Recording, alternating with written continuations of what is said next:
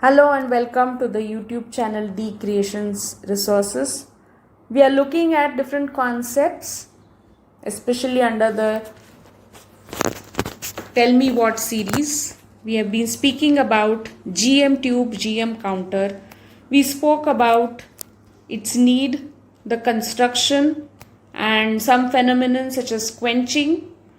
And now let us talk about some concepts such as dead time, recovery time, paralysis time, etc. So dead time is basically the time taken by the tube to recover between counts. In the counter, there are argon ions. If you recall, the tube contains 90% argon and 10% ethyl alcohol or ethyl alcohol, C2H5OH. And ethyl alcohol is working like a quencher, while argon atoms are the atoms who are going to get ionized and then lead to the pulses generation, which would be used for counting. Now these slowly moving positive ions, argon ions, obviously they are much heavier as compared to electrons, hence slowly moving. They take some time to reach the cathode. It could be time, of course that time is in microseconds, maybe 100 microseconds. And if during this duration a second particle is entering the tube, it is not going to be registered.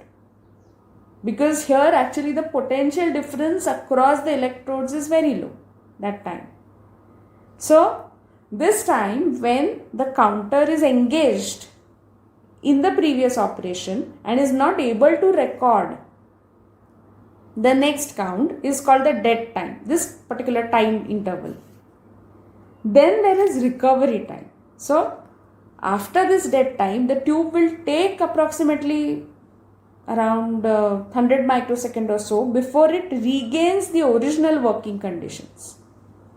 So this time interval is called recovery time. So the recovery time is the time after which the original pulse levels are restored. And together, dead time and recovery time together formulate the paralysis time. So it is again in microsecond. For some of the GM tube it is around 250 microsecond. So we would say that the tube will be able to respond to the second incoming particle only after this paralysis time, that is 250 microsecond.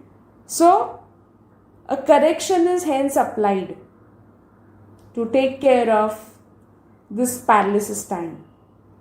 So I'll restate, why is there dead time? In the GM counter, the positively charged ions of argon will take some time to reach the cathode as they are heavier as compared to electrons. So after going there, they are also going to accumulate at the cathode, form something like a sheath.